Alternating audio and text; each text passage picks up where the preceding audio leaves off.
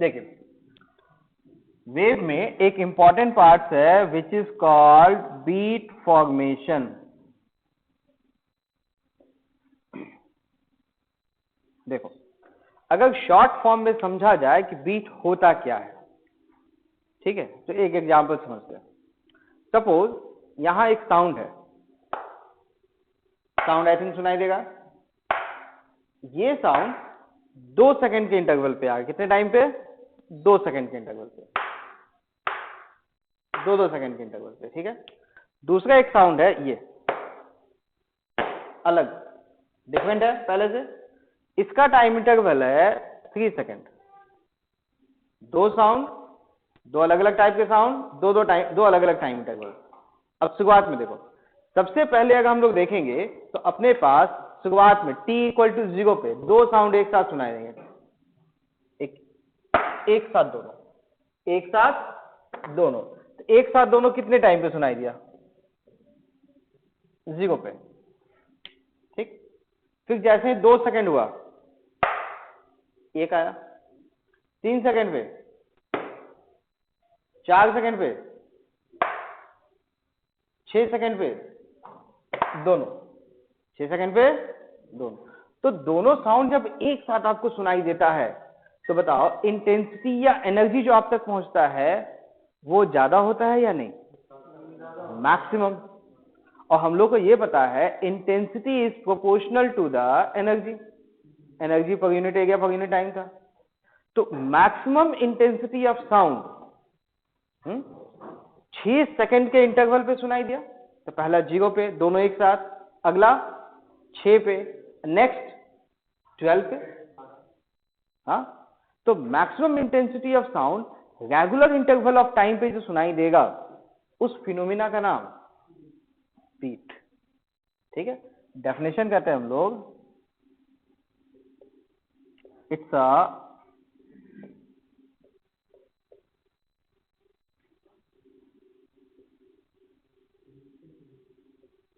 phenomenon to observe maximum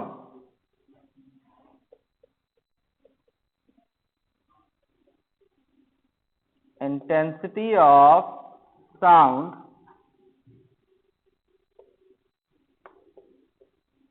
at regular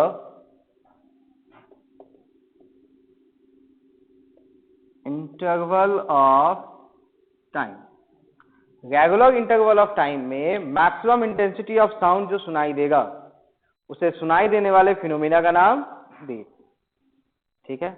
तो अगर logically देखा जाए टाइम पीरियड का वैल्यू कैलकुलेट करना है बीट्स का, तो देखो एक का टाइम 2 सेकंड था, एक का टाइम 3 सेकंड था। तो time period for the beat कैसे निकाले? 6, दोनों कैल्शियम, 2 and 3 कैल्शियम। तो अगर टाइम पीरियड फॉर बीट्स निकालना है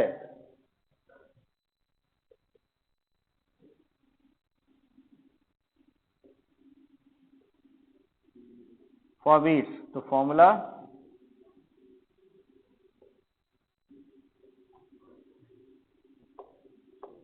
LCM of time period T1 T2, 3 हुआ तो तीनों कैल्शियम।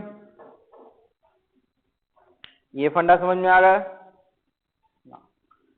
अनदर थिंग इज, एक तरीका ये, अब जगह देखो हम लोग ये चेक करते हैं कि आपको एलसीएम निकालने आता है या नहीं, ठीक। एक का टाइम पीरियड 5 सेकंड है, दूसरे का टाइम पीरियड 7 सेकंड है। तो बताइए time period for the beat क्या होगा? एलसीएम 35 सेकंड, बिल्कुल सही। और इसी तरह से फ्रीक्वेंसी ऑफ द बीट का वैल्यू क्या आएगा? 1 by time, that is 1 by 35 second. Unit hertz भी कर सकते हैं हम लोग, ठीक। चलो अब पूछने का तरीका बदलते हैं। एक का फ्रीक्वेंसी 3 हर्ट्ज है, दूसरे का फ्रीक्वेंसी 2 हर्ट्ज है। तो फ्रीक्वेंसी दिया है तो टाइम पीरियड कैसे निकालेंगे? 1/f equal to time period, बिल्कुल सही। आपसे पूछेगा time period for the beats का वैल्यू निकालना है, कैसे? मतलब एक वैल्यू मिल गया 1/3 टाइम, दूसरा टाइम क्या हो गया 1/2। तो अब बताओ time period for the beat, मतलब 1/3 1/2 का एलसीएम। मेथड है न्यूमरेटर का एलसीएम, तो न्यूमरेटर में 1 और 1 है ना, तो 1 का एलसीएम 1, डिनोमिनेटर का HCF highest common factor, common, तो 3 और 2 का कॉमन नंबर क्या है 1, टाइम पीरियड हो गया 1, तो यहां से बीट फ्रीक्वेंसी का वैल्यू भी 1/टाइम, दैट्स 1। तो टाइम का यूनिट सेकेंड और बीट का फ्रीक्वेंसी हर्ट्ज या 1/सेकेंड। चलो सेम फंडा एक और, एक का टाइम पीरियड 3 हर्ट्ज, सेकेंड वाले का time period 5 hertz. Time period for the beat ये क्या आएगा, तो एक का टाइम हो गया 1/3, दूसरे का टाइम 1/5, दो अलग अलग टाइम, तो 1 का एलसीएम 1 और 3 एंड 5 का हाईएस्ट कॉमन फैक्टर 1। तो टाइम पीरियड तो मिल गया, फ्रीक्वेंसी क्या मिला 1 हर्ट्ज। कोई कंफ्यूजन तो नहीं? चलो एक और, 500 हर्ट्ज एंड 501 हर्ट्ज, अलग अलग। Time period for the beat क्या मिलेगा बताओ? तो एक का टाइम 1/500, दूसरे का टाइम 501, तो 1 का एलसीएम 1 और 501 का हाईएस्ट कॉमन फैक्टर 1 ही आएगा, कोई कॉमन तो आएगा नहीं। तो टाइम पीरियड 1, बीट फ्रीक्वेंसी भी 1 हर्ट्ज। चलो लास्ट वाले को देखो, मुझे बस एक छोटा सा चीज बताओ, क्या हम लोग यहाँ बीट फ्रीक्वेंसी का वैल्यू, दो फ्रीक्वेंसी F1 F2 था, दोनों को माइनस करके मॉड में लिख सकते हैं या नहीं?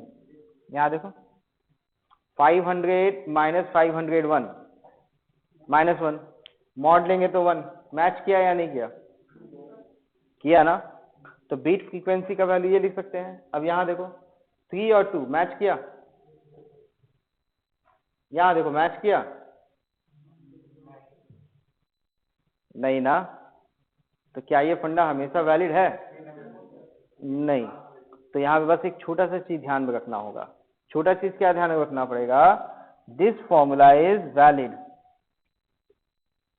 इफ F1 F2 दोनों का वैल्यू लार्ज होगा तो, बट F1 माइनस F2 दोनों का डिफरेंस स्मॉल हुआ तो। फॉर्मूला वैलिड होने के लिए कंडीशन, दोनों फ्रीक्वेंसी का वैल्यू बड़ा लेकिन दोनों फ्रीक्वेंसी के डिफरेंस का वैल्यू छोटा। जैसे देखो 500 501 है, दोनों को घटाओ तो 1 मिलता है, तो 501 के कंपैरिजन में बहुत बड़ा, लेकिन डिफरेंस 1 उससे बहुत छोटा। तो फ्रीक्वेंसी का वैल्यू बहुत बड़ा होगा लेकिन डिफरेंस ऑफ फ्रीक्वेंसी बहुत ही छोटा होगा, तभी ये फॉर्मूला वैलिड होगा, नहीं तो वैलिड नहीं होगा। समझ में आया? ये फॉर्मूला तभी अप्लाई कर सकते हैं जब जो फ्रीक्वेंसीज गिवन होगा उसका वैल्यू बड़ा लेकिन डिफरेंस ऑफ फ्रीक्वेंसी छोटा, otherwise this formula is not applicable. ठीक, मतलब ये कोई नंबर्स नहीं है। देखो डिफरेंस जैसे 1 आया ना, जैसे 500 510 520 जैसे आया, तो 500 के कंपैरिजन 10 20 30 40 क्या है? छोटा है ना, तो बस वही कंपैरिजन देखना है। ठीक है, अब यहाँ पे जो आया है देखो डिफरेंस यहाँ 1 आ गया, लकली आ गया, लेकिन यहाँ पे गड़बड़ होगा तो डिफरेंस आ, तो ये फिर तो डिफरेंस कितना है 1, अच्छा यहाँ डिफरेंस कितना है 2, लेकिन फ्रीक्वेंसी का वैल्यू 3 और 5, कॉम्पेयर छोटा है क्या, कंपैरिजन में तो छोटा नहीं ना है, बड़ा भी नहीं ना है, लगभग सेम वैल्यू के आसपास है। फिर से सुनिए 3 और 5 का डिफरेंस 2, तो 3 और 5 2 के कंपैरिजन में क्या बहुत बड़ा वैल्यूज है, नहीं ना है, तो इसलिए यहाँ ये वैलिड होना जरूरी नहीं है, और कहीं वैलिड हुआ मतलब बाय लक गलती से सही हो गया, ठीक है। तो फाइनली बीट फ्रीक्वेंसी का वैल्यू, डिफरेंस ऑफ फ्रीक्वेंसी आप तभी लिख सकते हैं जब फ्रीक्वेंसी का वैल्यू बड़ा होगा लेकिन डिफरेंस ऑफ फ्रीक्वेंसी छोटा होगा, ठीक है। मैंने कहा ना ये वाला वैल्यू गलती से सही हो गया, ठीक है। हमेशा सही कब होगा, जब ये कंडीशन वैलिड होगा तब। देखिए तो बीट क्या होता है वो समझ में आया, beat frequency and time period भी समझ गए हम लोग। अब छोटा सा मैथमेटिकल कैलकुलेशन, अगर एग्जाम में पूछा जाएगा कि derive expression for the beat, ठीक है, तो देखो स्कूल के एग्जाम के लिए हम लोग ये बताते हैं कि बीट का फॉर्मेशन क्या है बेसिकली। ये तो हम लोग ये जानते हैं जब एक जगह पे दो वेव मिलता है तो उस फिनोमिना का नाम करते थे हम लोग इंटरफेरेंस या सुपरपोजिशन, ठीक है। तो सुपरपोजिशन मतलब एक जगह पे दो वेव मिला, रिजल्टेंट वेव क्या होगा, दोनों को वेव को ऐड करके मिलता है। तो यहाँ पे दो टाइप का फॉर्मेशन होता है, ठीक है। तो दो वेव मिला तो रिजल्टेंट एक वेव बनेगा। तो ये सुपरपोजिशन ऑफ वेव जब होता है उसमें कब होता है सुपरपोजिशन, जब दोनों के बीच का एंगल का डिफरेंस होता है कुछ। 180 में उल्टा हो गया तो कैंसिल आउट हो गया, अगर 360 का मल्टीपल हुआ तो ऐड हो गया। तो यहां पे हम लोग जब इंटरफेरेंस हम लोग टाइम के टर्म में देखते हैं, नॉट विद डिस्टेंस, क्योंकि एंगल का फॉर्मूला याद कीजिए, पाई का वैल्यू क्या होता है ओमेगा टी प्लस या माइनस के एक्स। एंगल कब बदलता है, टाइम बदलने से ही बदलेगा, डिस्टेंस बदलने से ही बदलेगा।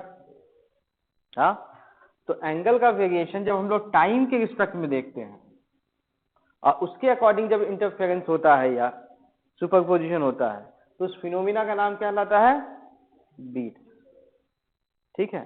तो इसमें हम लोग कंडीशन लेते हैं, कहते हैं beat is formed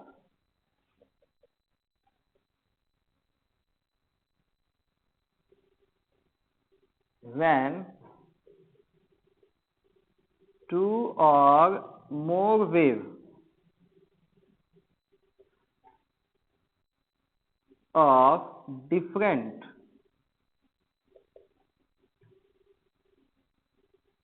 time period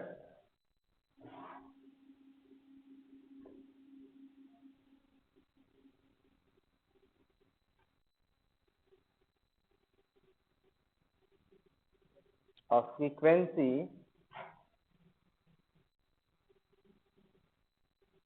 superpose.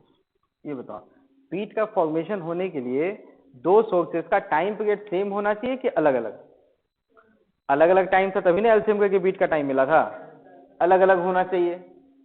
तो दोनों का टाइम पीरियड या 1 बाय टाइम फ्रीक्वेंसी भी अलग अलग होना चाहिए, ठीक है, और तभी हम लोग को बीट का वैल्यू मिलता है। तो इसका मतलब अगर हम लोग दो वेव सेलेक्ट करते हैं वाई बीट के लिए तो दो वेव लेना पड़ेगा ना, y1 प्लस y2।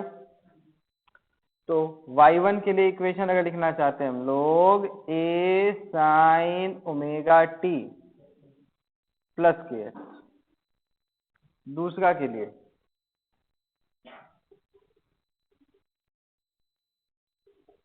ए साइन ओमेगा टी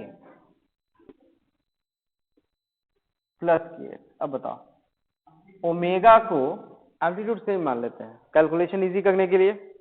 ये बताओ जब दोनों वेव का टाइम अलग अलग है और ओमेगा का फॉर्मूला क्या होता है 2 पाई बाय टी, तो टाइम अलग अलग होगा तो क्या दोनों का ओमेगा सेम होगा? नहीं, तो एक का ओमेगा 1 बनाएंगे, एक का ओमेगा 2। ओमेगा का फॉर्मूला 2 पाई बाय टी और 1 बाय टी का वैल्यू एफ होता है, तो इसको 2 पाई एफ भी लिख सकते हैं। ओमेगा का फॉर्मूले में तो कोई दिक्कत नहीं। अब यहाँ पे थोड़ा सा मैथ लगाना है, ठीक? तो यहाँ पे हम लोग कॉमन ए ले लेते हैं, तो बेसिक फॉर्मूला क्या होगा साइन ए प्लस साइन बी, तो क्या कहलाएगा 2 sign a plus b by 2, so it is omega 1t plus omega 2t by 2 plus kx 2kx by 2 kx, ठीक है। दूसरा cos a minus b by 2, तो पहला में से सेकंड को घटाएंगे तो kx रहेगा या कैंसिल आउट हो जाएगा? कैंसिल आउट हो जाएगा, तो बचेगा omega 1t minus omega 2t bye 2। ये पहले समझ में आ गया है। तो इसे हम लोग अरेंज करने का तरीका थोड़ा बदलते हैं, 2a साइन। अब बताओ एक ओमेगा 1 है एक ओमेगा 2, तो कॉमन निकाल लेंगे तो क्या बचेगा ओमेगा 1 प्लस ओमेगा 2 बाई 2, तो a plus B by 2 a का एवरेज वैल्यू होता है ना, टी कॉमन निकालो यहाँ से, तो क्या बचेगा ओमेगा 1 प्लस ओमेगा 2 बाई 2, तो दोनों का सम डिवाइड बाई 2 क्या कहलाएगा उसका एवरेज वैल्यू, तो इसको देख सकते हैं omega average into T plus के एक्स, ठीक। लेकिन कॉस वाले में कॉमन निकाल सकते हैं omega 1 minus omega 2 by 2 into, तो ये जो मिलता है इक्वेशन फॉर बीट्स मिलता है, ठीक है। तो पूछेगा क्वेश्चन में व्हाट इज बीट, तो बीट का डेफिनेशन बता देंगे जो लिखे थे हम लोग। अब बीट फॉर्मेशन के लिए इक्वेशन क्या होना चाहिए ये भी आ जाएगा। अब लास्ट इसमें एक और होता है कि बीट फॉर्मेशन जब होता है उसके लिए ग्राफ कैसा ड्रॉ किया जाए, ग्राफ मतलब इस वाई बीट के लिए ग्राफ कैसा होना चाहिए, ठीक है। तो ये ग्राफ में देखोगे एक साइन वाला ग्राफ है और एक कॉस वाला ग्राफ है, तो दोनों के मल्टीप्लीकेशन का ग्राफ चाहिए अपने को, ठीक। तो इस ग्राफ में बनाने से पहले एक छोटा सा चीज हम लोग याद करेंगे, उसके बाद ग्राफ स्केच करेंगे, ठीक। ये हो गया Y axis, this one is the time. तो बताओ यहां से साइन का ग्राफ का तरीका तो याद होगा, इसे बनाते हैं। तो ये वाले टाइम का नाम क्या कहलाता है टाइम पीरियड, ठीक। और टाइम पीरियड का फॉर्मूला क्या था 2 पाई बाय ओमेगा या फिर 1 बाई एफ, याद आया? हाँ, अब ग्राफ भी ड्रॉ मत किए, पहले समझो पहले, हाँ थोड़ी देर बाद ग्राफ ड्रॉ करेंगे। टाइम पीरियड का फॉर्मूला 2 पाई बाय ओमेगा या फिर 1 बाई एफ। अब ये बताओ हम लोग बीट फॉर्मेशन के लिए कंडीशन क्या लेते हैं, लास्ट वाले कंडीशन निकाले थे ना, जनरल कंडीशन F1 F2 का वैल्यू बड़ा और डिफरेंस छोटा, पक्का। तो ये बताओ F का वैल्यू बड़ा होगा तो टाइम पीरियड का वैल्यू छोटा होगा, तो छोटा होगा तो इतना बड़ा दिखेगा क्या? नहीं, अपने को जो दिखेगा यहाँ पे ग्राफ अगर ड्रॉ करना चाहे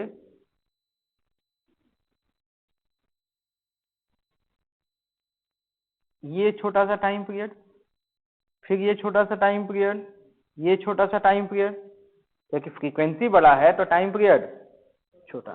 अब देखो यहाँ पे ओमेगा एवरेज है, तो F1 plus F2 by 2 frequency, मतलब फ्रीक्वेंसी का वैल्यू लगभग सेम, तो बड़ा वैल्यू है, तो टाइम पीरियड छोटा। और ये ग्राफ किसका है? साइन का। तो ये साइन वाला ग्राफ समझ में आया? तो ये हो जाएगा ग्राफ किसके लिए? Sine of omega average T plus के। ग्राफ समझ में आ गया? चलो अब इसी तरह से एक दूसरा ग्राफ भी देखते हैं हम लोग। ये देखो कॉस का ग्राफ है, ठीक। तो कॉस का ग्राफ में कॉस जीरो क्या होता है? 1। तो ग्राफ का स्टार्टिंग पॉइंट ऊपर से होगा या जीरो से? ऊपर से जाएगा, ठीक। अब यहां भी हम लोग कॉस के ग्राफ में, याद कभी बनाना नहीं है, ऐसा कोई ग्राफ बना सकते हैं ना कॉस का। तो ये वाले टाइम का नाम क्या होगा बताओ? Time period. इस वाले टाइम का नाम टाइम पीरियड, जिसका फॉर्मूला क्या होता है? 1/f। टाइम टाइम, ये टाइम पीरियड इतने टाइम के बाद रिपीट हुआ ना, टाइम पीरियड। ये हाइट नहीं, यहां से यहां का टाइम पीरियड, जिसका फॉर्मूला 1/फ्रीक्वेंसी। अभी बनाइए मत, पहले देख लो। 1/f। अब बताओ यहां t के पहले वाले टर्म का नाम क्या होता है? ओमेगा। तो ओमेगा को f के टर्म में क्या लिखते हैं? 2πf। तो मतलब ये पहले वाला जो टर्म है ओमेगा डैश, इसका नाम ओमेगा डैश अगर बनाते हैं तो ये ओमेगा डैश है ओमेगा 1 माइनस ओमेगा 2/2। तो ओमेगा 1 मतलब f1 माइनस f2/2। अब मुझे बस ये बताना था कि ये जो ओमेगा है उसमें f1 है, f2 है, या दोनों का डिफरेंस। अब बीट फॉर्मेशन के लिए कंडीशन क्या था? छोटा। तो ओमेगा का वैल्यू बड़ा है या छोटा? ओमेगा डैश का वैल्यू छोटा। तो फ्रीक्वेंसी का वैल्यू छोटा। अरे ओमेगा डैश का वैल्यू 2πf डैश लिखेंगे ना, ओमेगा डैश छोटा मतलब फ्रीक्वेंसी भी छोटा। तो फ्रीक्वेंसी जब छोटा होगा तो टाइम का वैल्यू बड़ा होगा। तो जैसे यहाँ जल्दी जल्दी घूम रहा था वो थोड़ा स्पेस में घूमेगा। इस टाइप का कोई ग्राफ बड़े टाइम पीरियड का। दोनों ग्राफ समझ में आया? तो ये ग्राफ किसके लिए है? कॉस।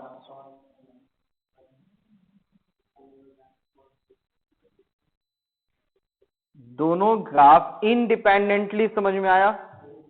चलो, लेकिन बीट का जो ग्राफ है उसमें एक ग्राफ है, दो ग्राफ है, या दोनों का मल्टीप्लिकेशन है? अब देखो मल्टीप्लिकेशन के लिए ग्राफ ड्रॉ करने का तरीका, that is Y beat, this is the time, ठीक। तो जो इसका टाइम पीरियड बड़ा है पहले उसको देखो, जिसका टाइम पीरियड बड़ा है पहले हम लोग उसे ड्रॉ कर लेते हैं, ठीक है। और उसी तरह से हम लोग जैसे ऊपर में है उसका मिरर इमेज भी ड्रॉ कर लेते हैं। जिसका टाइम पीरियड बड़ा था उसका मिरर इमेज भी बना लिए। अब मल्टीप्लिकेशन है तो अंदर में जो जिसका टाइम पीरियड छोटा है उस ग्राफ को हम लोग इसके बीच में बनाएंगे, ठीक है। तो बीच में बनाओगे तो ये ग्राफ कुछ ऐसा निकलेगा। ऑरिजिन से स्टार्ट हुआ साइन का ग्राफ ऐसे,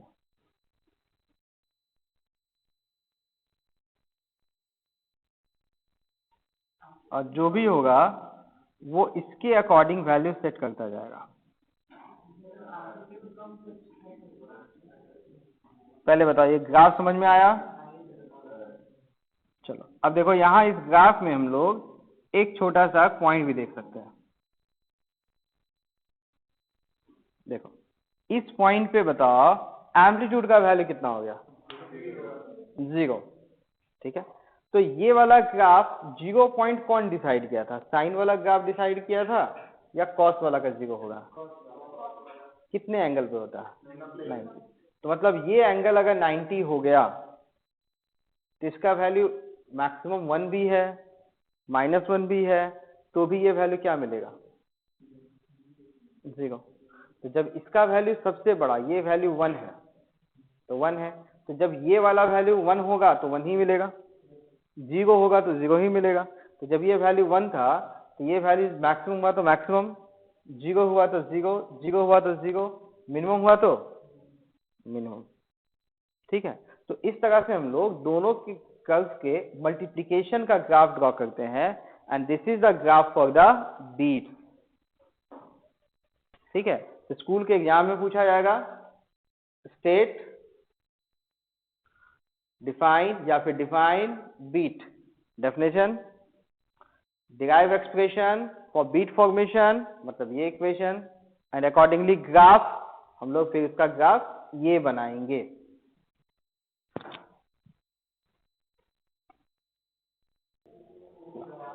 हाँ ये देखो बच्चों, फाइनली अभी हम लोगों ने बीट के बारे में ये सीखा कि बीट फ्रीक्वेंसी के लिए एक फॉर्मूला होता है F1 माइनस F2 का मॉड। ठीक है, इसका मतलब बीट फ्रीक्वेंसी के लिए आप दो फॉर्मूला यूज कर सकते हो, एक F1 माइनस F2 और secondly F2 minus F1। Beat frequency का वैल्यू हमेशा पॉजिटिव होता है, तो जो बड़ा होगा हमेशा उसमें से छोटे को घटाना होगा। ठीक है ना, अब यहाँ पे एक छोटा सा सवाल ये आता है कि बीट फ्रीक्वेंसी में जो डिफरेंस ऑफ फ्रीक्वेंसी यूज करते हैं F1 F2, ये फ्रीक्वेंसीज आते कहां से है। ठीक, तो फ्रीक्वेंसी के बारे में थोड़ा सा पढ़ लेते हैं, इसके बाद क्वेश्चन। एक फ्रीक्वेंसी आता है यूजिंग ट्यूनिंग फॉल्ट, आप लोग को लैब में देखे होंगे, इस टाइप का एक डिवाइस होता है। ठीक है, अब उसका एक हैंडल होता है, करना क्या होता है, इस हैंडल को पकड़ो, ये इस टाइप का जो डिवाइस है उसको एक पॉइंट पे कैसे हिट कर दो, हिट करने से वो वाइब्रेट होता है, और वाइब्रेट करने की वजह से इसका एक फ्रीक्वेंसी मिलता है, तो ट्यूनिंग फॉल्ट का फ्रीक्वेंसी वो कहलाएगा। तो जनरली जो ट्यूनिंग फॉल्ट है उसके फ्रीक्वेंसी का वैल्यू एक कांस्टेंट होता है, मतलब एक ट्यूनिंग फॉल्ट से आप फ्रीक्वेंसी 500 हर्ट्ज निकाले हैं। ठीक है, तो सेम ट्यूनिंग फॉल्ट बाद में भी यूज की जाए तो फ्रीक्वेंसी 500 ही मिलेगा, एक सेम फ्रीक्वेंसी। अब यहाँ पे इसके फ्रीक्वेंसी बदलने का तरीका क्या है, यहाँ पे हम लोग दो मेथड यूज करते हैं। पहला फाइलिंग और अनलोडिंग। इसमें क्या होता है कि ट्यूनिंग फॉल्ट का जो एंड है उसके एक साइड के मास को थोड़ा कम कर दे, होल बना देते हैं जिससे मास थोड़ा कम हो गया। अब वाइब्रेट कराओ, तो बताओ फास्ट वाइब्रेशन, हल्का हो गया ना, मास कम हो गया, फास्ट होगा। तो फाइलिंग या अनलोडिंग से फ्रीक्वेंसी का वैल्यू बढ़ेगा, बढ़ेगा, फास्ट वाइब्रेशन हुआ। दूसरा लोडिंग और वैक्सिंग। तो लोडिंग और वैक्सिंग में क्या होता है कि जो इन वाइब्रेट कर रहा है उसके ऊपर कुछ वैक्स लगा दो या कुछ भी उसका मास बढ़ा दो और वाइब्रेट करो, तो वाइब्रेशन फास्ट होगा या स्लो, मास बढ़ गया तो स्लो होगा। तो ये फ्रीक्वेंसी एफ का वैल्यू डिक्रीज होगा। ये समझ में आया, डिक्रीजेस। ठीक है ना, दूसरा जो हम लोग यूज करते हैं वो स्ट्रिंग के लिए यूज करते हैं। तो स्ट्रिंग में दो टाइप का कनेक्शन होता है, रस्सी दो एंड पे बंधा हुआ है या एक एंड पे बंधा हुआ है। तो इन सब के लिए फ्रीक्वेंसी के लिए एक जनरल फॉर्मूला होता है n is integer by 12 into velocity. रस्सी दो एंड पे बांधे गिटार में, गिटार को वाइब्रेट किए, तो नम n is integer, L is the length of string, V is the velocity of wave on string। तो रस्सी में जो वेलोसिटी बनता है उसका एक फॉर्मूला होता है, square root of tension upon mu. इसमें म्यू कहलाता है मास per unit length of string. रस्सी का जो मास पर यूनिट लेंथ है उसका वैल्यू होता है म्यू। मतलब रस्सी मोटा है तो 1 मीटर में मास बड़ा होगा, रस्सी पतला है तो 1 मीटर में मास कम होगा। तो रस्सी मोटा है या पतला है उससे आपको म्यू का वैल्यू मिलता है।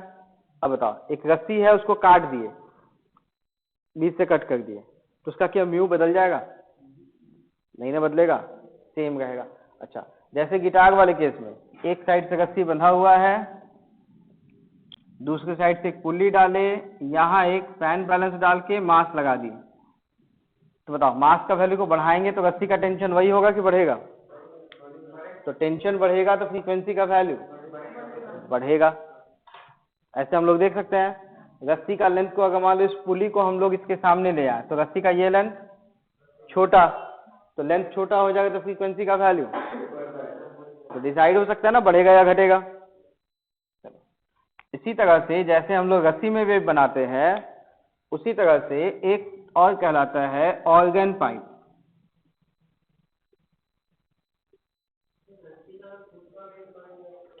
रस्सी का खुद का वेट बढ़ गया मतलब रस्सी मोटा हो गया, मतलब पतला रस्सी की जगह आप मोटा रस्सी बना दो तो म्यू का वैल्यू बड़ा हो गया, तो म्यू बड़ा हो गया तो फ्रीक्वेंसी छोटा हो गया। तो चेंजेस समझ में आया? ऑर्गन पाइप भी कह सकते हो, इसका नाम रेजोनेंस ट्यूब भी कह सकते हैं। इसमें क्या होता है कि एक ट्यूब लिया जाता है, ठीक है, ट्यूब में इसका एक लेंथ होता है। अब एक साइड से हम लोग इसको वाइब्रेट करते हैं, जैसे बांसुरी में साउंड बजता है ना, बिल्कुल वैसा ही। तो यहां से एक फ्रीक्वेंसी निकलता है, तो इस फ्रीक्वेंसी का फॉर्मूला होता है NV/12। जनरल फॉर्मूला मैं बता रहा हूं, V stands for velocity, L कहलाएगा इस ट्यूब का लेंथ, ठीक है। लेकिन यहां जो वेव बनता है वो कौन सा? साउंड वेव कहलाएगा। तो साउंड वेव के वेलोसिटी का एक फॉर्मूला है N/12, that's gamma CP/CV RT/m। Sound wave के वेलोसिटी का ये formula, gamma is CP/CV, gas constant R, T temperature upon molecular mass. अब जरा लॉजिक बताओ, अगर हम लोग टेम्परेचर बढ़ाएंगे तो फ्रीक्वेंसी का वैल्यू बढ़ेगा, लेंथ को छोटा करेंगे तो L छोटा हो गया तो बढ़ेगा। डिसाइड कर सकते हैं। तो लेंथ को बड़ा छोटा का मतलब क्या है? एयर का लेंथ। लेंथ कौन सा? एयर का लेंथ। अब कोई बोलेगा नहीं इसका ढक्कन बंद है, कुछ पानी भर दिए, तब एयर का लेंथ छोटा हो गया। तो एयर का लेंथ जब छोटा हो गया तो फ्रीक्वेंसी का वैल्यू बढ़ गया, ठीक है। तो ये 3 टाइप के फ्रीक्वेंसी यूज करते हैं हम लोग, 3 टाइप के। तो पहले इन तीनों फ्रीक्वेंसीज को पहले नोट कर लो।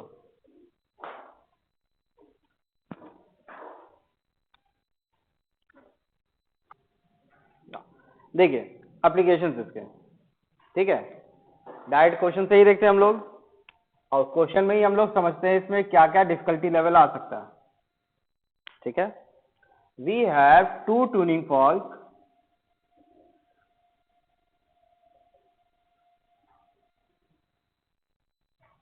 एक का फ्रीक्वेंसी 500 हर्ट्ज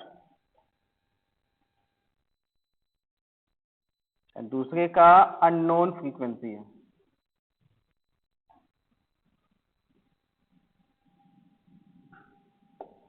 ठीक है। They produce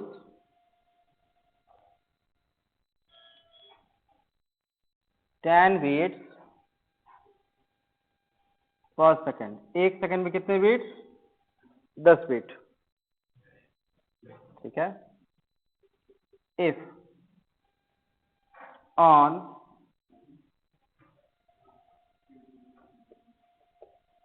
waxing a known tuning fork,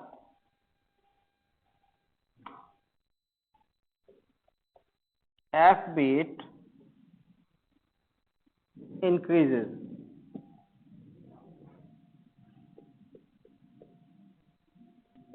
find, question note कर लीजिए, फ्रीक्वेंसी ऑफ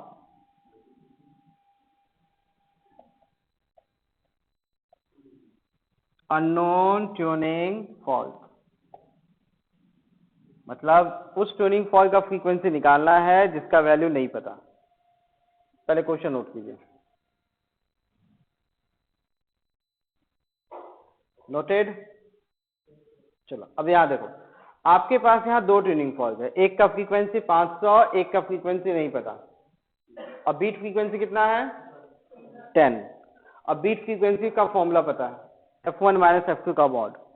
इसका मतलब आपके पास दो इक्वेशंस बनते हैं, 500 minus f equal to 10, second f minus 500 equal to 10।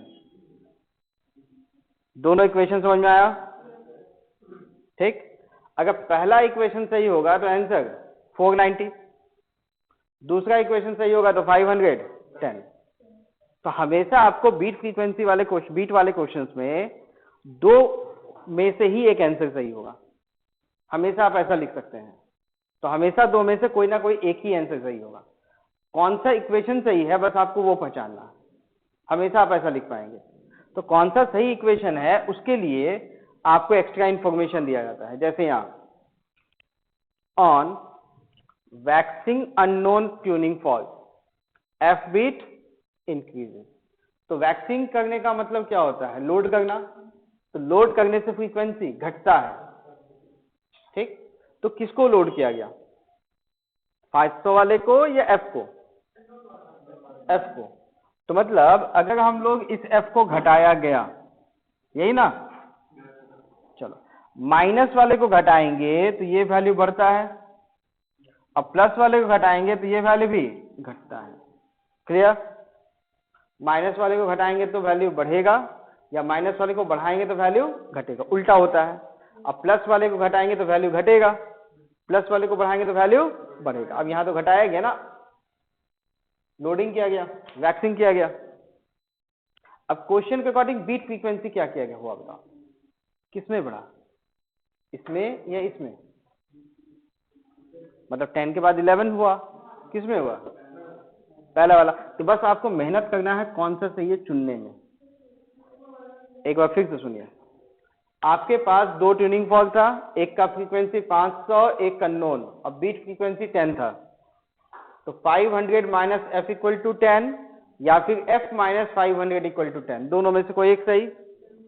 कौन सा सही बताने के लिए extra information, waxing unknown tuning fault, मतलब एफ को वैक्स किया गया तो एफ का फ्रीक्वेंसी घटेगा, तो एफ का वैल्यू घटाएंगे तो ये बढ़ेगा, एफ का वैल्यू घटाएंगे बिकॉज प्लस वाला है ना, ये घटाएंगे तो बीट फ्रीक्वेंसी भी घटेगा।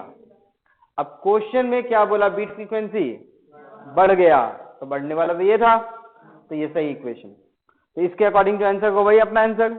बताओ इसके अकॉर्डिंग आपका वैल्यू 490 हर्ट्ज।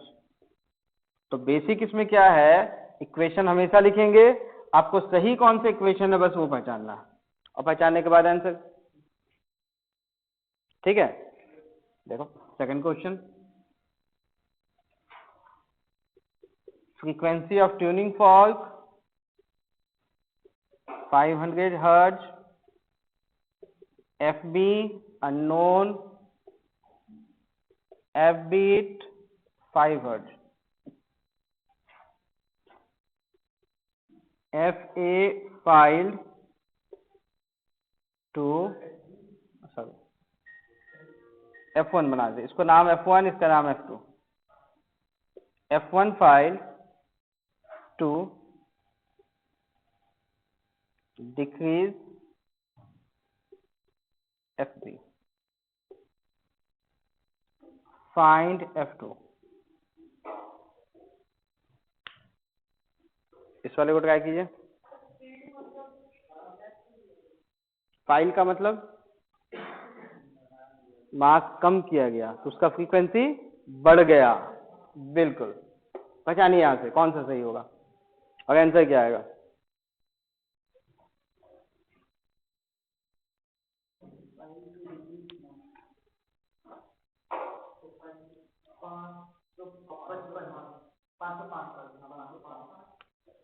चेक कर लेते हैं।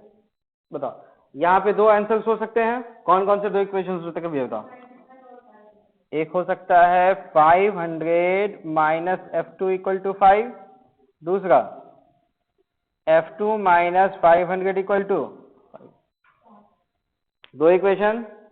अब सही कौन सा, F1, मतलब 500 वाले को फाइल किया गया, तो F1 का वैल्यू वही है कि बढ़ेगा घटेगा, बढ़ेगा। तो 500 बढ़ाएंगे ये वैल्यू बढ़ेगा, 500 को बढ़ाएंगे माइनस वाला वैल्यू है तो ये वैल्यू घटेगा।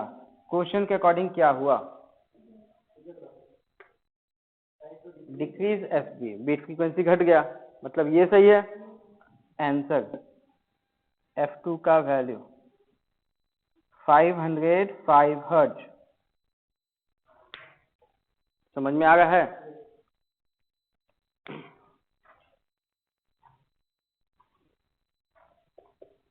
F1 500 hertz resonated with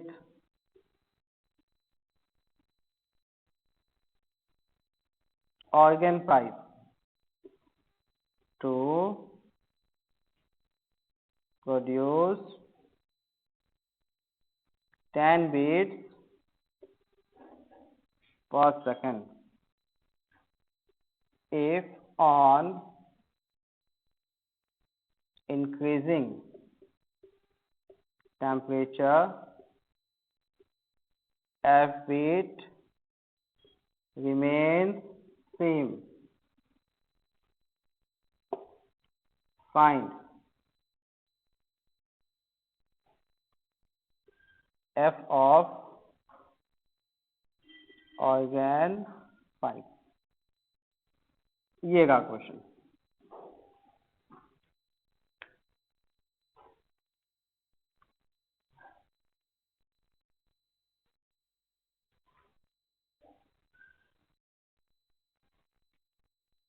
question पहले ध्यान से पढ़ो, फिर ऐसा ही दो इक्वेशन आएगा, दो इक्वेशन लिखो, कौन सा सही है उसके लिए इंफॉर्मेशन ढूंढो।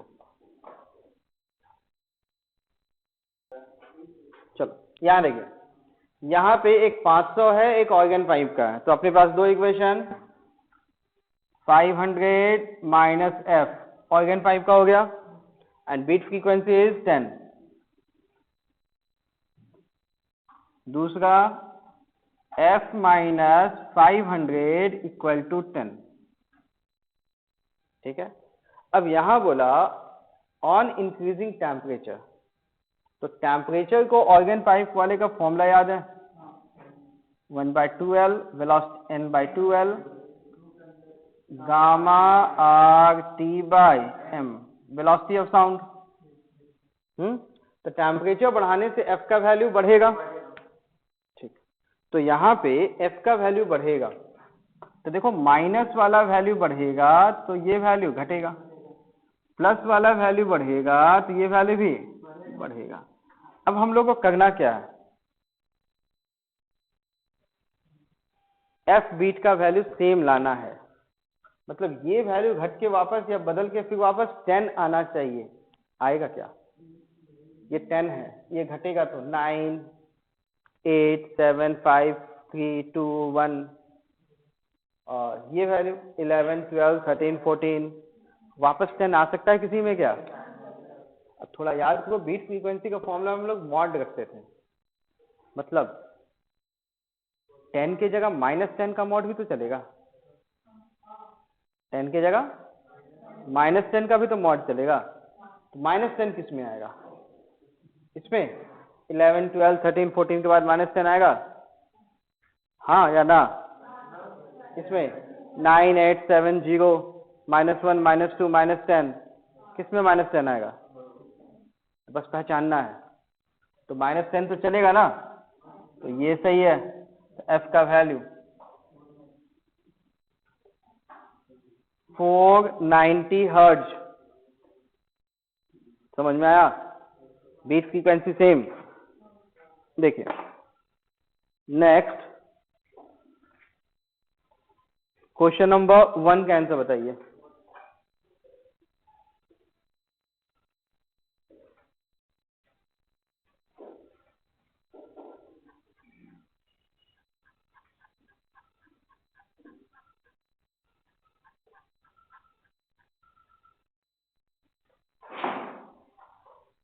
क्वेश्चन नंबर 1 का आंसर बताइए।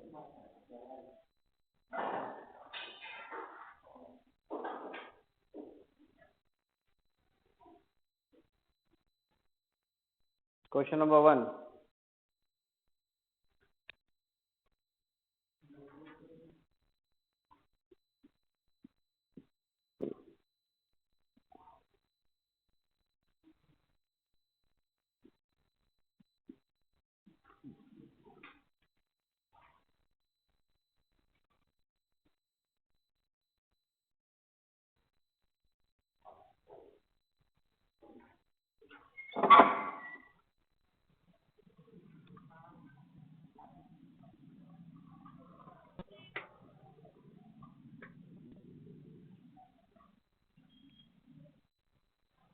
बन गया?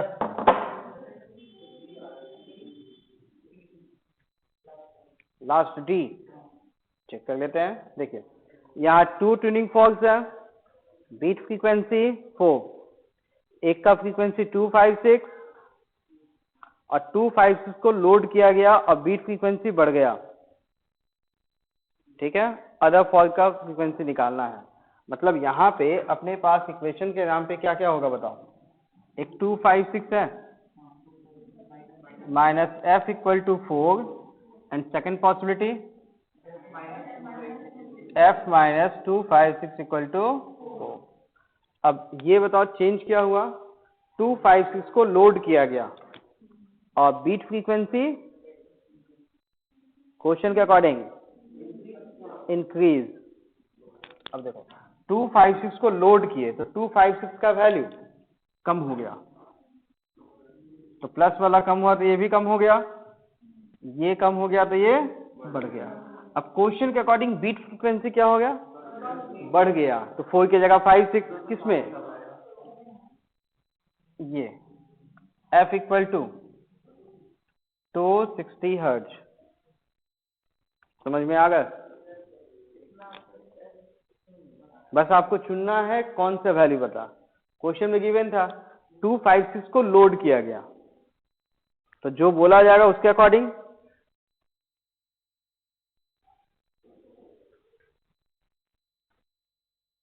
ठीक है, एक और क्वेश्चन देखो,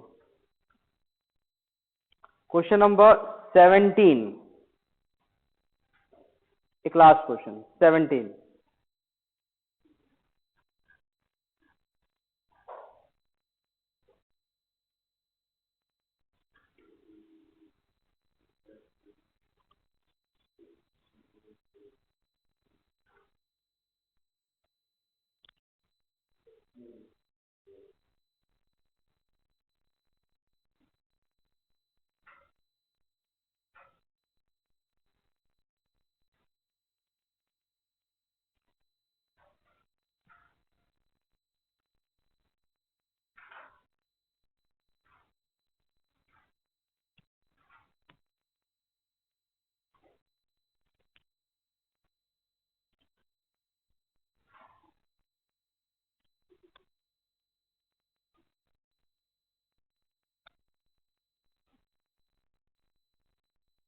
तो क्वेश्चन के अकॉर्डिंग मैन्युफैक्चरर का जो फ्रीक्वेंसी है 512 हर्ट्ज वो गलत भी हो सकता है, उसको 500 भागा मत लो, उसको एफ मान के चलो।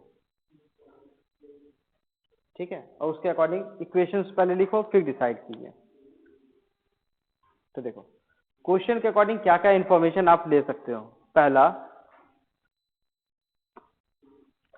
2 बीट किसके साथ मिला, 514, तो दैट इज 514 माइनस F2 या फिर F माइनस 514 इक्वल टू 2, दो पॉसिबिलिटीज। ठीक है, सेकेंड 6 का वैल्यू कब मिला, 510 के साथ। तो एक हो सकता है 510 minus F equal to 6 and second F minus 510 equal to 6, ये वैल्यू। तो देखो ये दो इक्वेशंस के अकॉर्डिंग आपको बस ये ढूंढना है कि जो वैल्यू पहले को सेटिस्फाई किया वो दूसरे को भी सेटिस्फाई करना चाहिए, तभी सही होगा एफ का वैल्यू। तो बताओ पहला वाले के अकॉर्डिंग आंसर कितना होगा बताओ। 512 इसके अकॉर्डिंग 500 भागा, टेस्ट करते हैं। इसके अकॉर्डिंग एफ का वैल्यू मिला 500 भागा। चलो 500 भागा डालेंगे तो नहीं मिलेगा, 500 भागा डालेंगे तो मतलब ये गलत था, कोई ना कोई एक तो मिलना चाहिए था ना, कोई भी नहीं मिला, मतलब ये गलत था।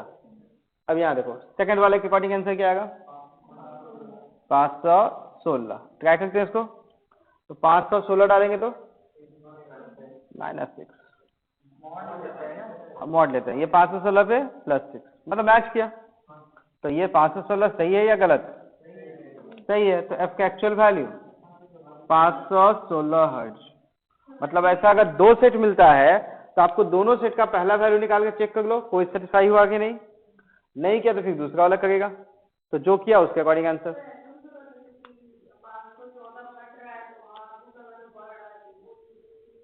सेम वहां से भी देख सकते हो, बोथ वेज। मतलब दो इक्वेशन सॉल्व करने का कोई भी तरीका अपना लो आप।